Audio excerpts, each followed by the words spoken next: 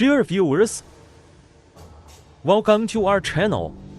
Today, we will unbox the most senior fighters of the Empire, Adeptus Custodes. They are not only guardians of the royal family, an extremely loyal warrior. As usual, a brief introduction to the Forbidden Army. Adeptus Custodes are often referred to as the Emperor's Guardians. They guard the palace and the Golden Throne. Also the Emperor's personal guard. Due to the size of the palace, Adeptus Custodes are usually deployed as a defensive force. Most Adeptus Custodes never leave Terra. Only a few ever left the palace. The Custodian is responsible for deciding who can enter the throne hall. Even Space Marines and Inquisitors need to bow their knees to them. The earliest batch of Forbidden troops appeared during the Unification War. They are the Emperor's personal guard. The original recruits were descendants of nobles from Terra. Adeptus Custodes make their first appearance in the early battles of the War of Unification, taking the fortress of the Techno Barbarians. However, these custodian warriors exist only in myth and legend. Legend has it that the Emperor himself is the genetic prototype of the Forbidden Army. He used his own genes to create the gene seed of the Adeptus Custodes. To ensure their loyalty, recent news shows Adeptus Custodes are made of the Emperor's flesh and blood. Its genetic makeup is different from that of a Space Marine. Each custodian is special and independent. The training of the Forbidden Army is extremely strict. From infancy, they receive special training to forge extraordinary physical fitness and psychological stress resistance. Not only are they at their best in combat, tactics, art, culture, painting, politics, etc. Master class in every way. If Space Marines are wolves, that custodian is a lion. The legend that one person can be worth dozens of soldiers. In short, the Forbidden Army is a extremely important and loyal chapter. Their existence provides an indispensable force for the safety and stability of the Empire. Front view of the model, as we gaze upon it, behold the golden Allarus pattern Terminator armor, newly crafted for the use of the Forbidden Army. The Allarus pattern is a Terminator armor forged from Warhamite, its worth measured in the weight of worlds. Driven by magnetromet-generated shrines articulated with Leonis class actuators. Layered Warhamite and adamantium. A marvel of craftsmanship, armor offering unparalleled mobility and unimpeded speed, surviving colossal artillery blasts unscathed. And here's a little secret: the gold upon its surface, crafted from Warhamite, an exceedingly rare substance. Its natural hue gleaming gold, a shade reserved solely for the Emperor and the Adeptus Custodes.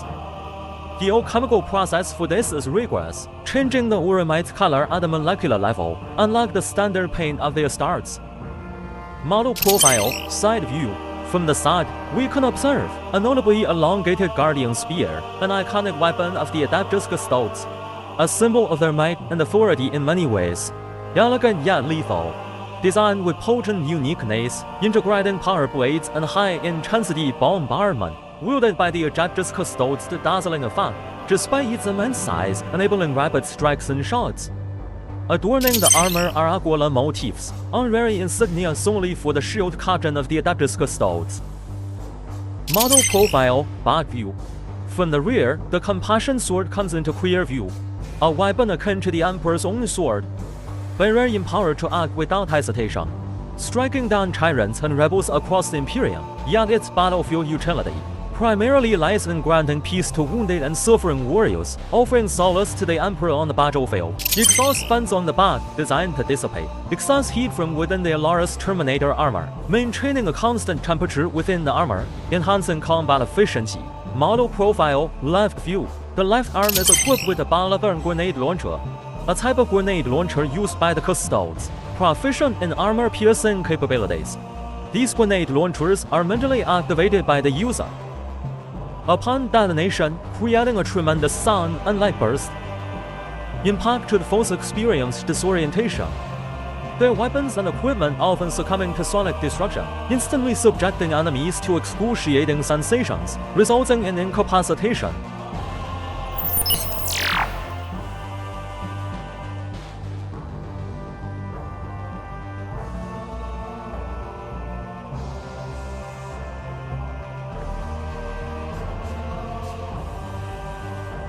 Moving forward, let's examine its attachments. Adorning the crown is an ornament.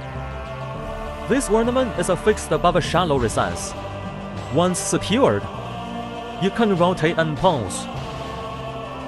Yet, this ornament is prone to detachment. Easily dislodged upon contact, rather unstable. Moving on, we encounter the Allarus armor. It's rear fitted with a compassion blade. This blade can be drawn.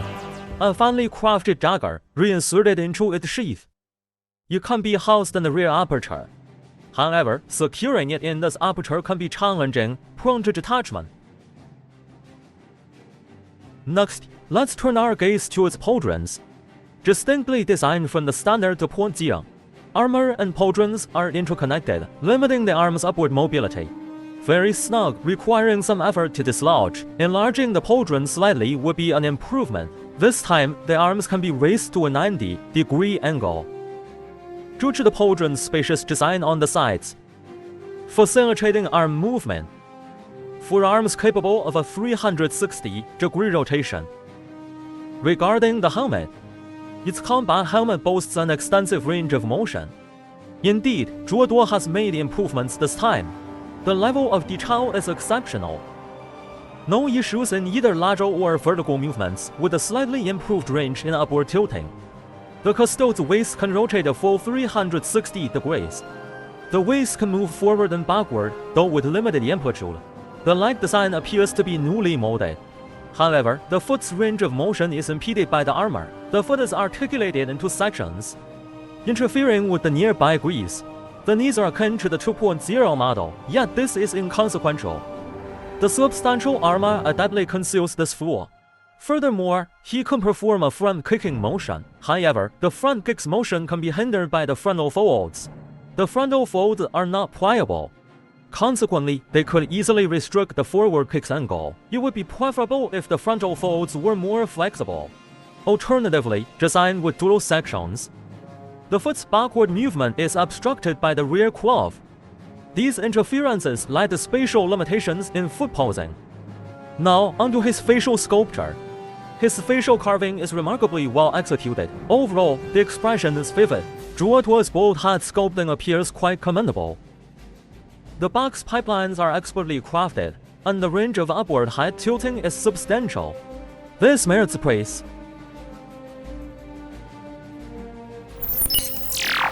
Summarize. The Adeptus Custodes shield captain, in reality, faces significant mobility limitations due to intricate articulation interference, which hinders the execution of many agile poses.